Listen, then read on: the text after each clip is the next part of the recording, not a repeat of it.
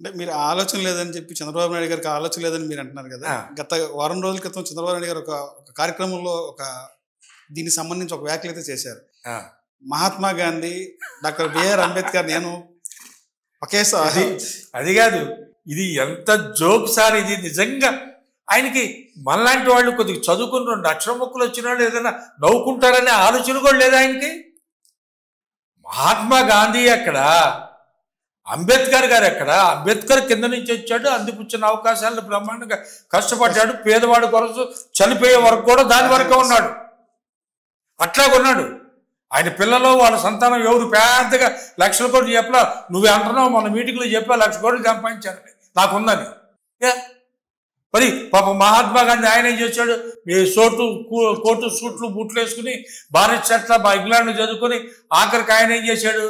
జనం కోసం, భారతదేశ స్వాతంత్ర్యం కోసం బట్టలు నిప్పి పంచి కట్టుకున్నాడు, కుల్లాయి కట్టాడు. ఆయనకును ఈయనకి పోలికేంటి సార్? అంటే ముగ్గురు ఒకే కోవకు వస్తారని చెప్పి ఆయన సాక్షాత్తు ఆయనే అది అసలు నిజంగా ఇట్సే. మరి ఇది ఒక చాలా అంటే రాజకీయంగా వయసులో కూడా మీరు సమూజ్జి మీరు ఆయనకంటే నాకంటే కొద్ది పెద్ద అది ఆ ఉద్దేశంతో అడుగుతున్నా. అభయ ఏంటండి ఇది అసలు ఏదైనా.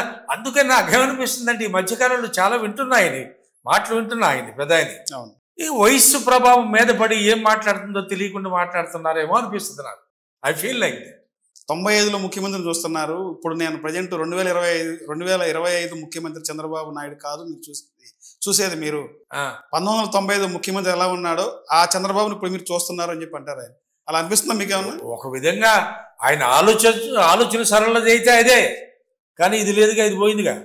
అది పోయేగానే మీరేం మాట్లాడుతున్నారో తెలియకుండా మీరు మాట్లాడుతున్నారు. మహాత్మా గాంధీకి మీకు పోలికేంటి సార్? అంబేద్కర్ గారికి పోలికేంటి? ఏంటిది? మామూలు నవ్వుకోవడం తప్పిస్తే దీంట్లో ఏమైనా ఉందంటారా? ఇది హాస్యాస్పదం.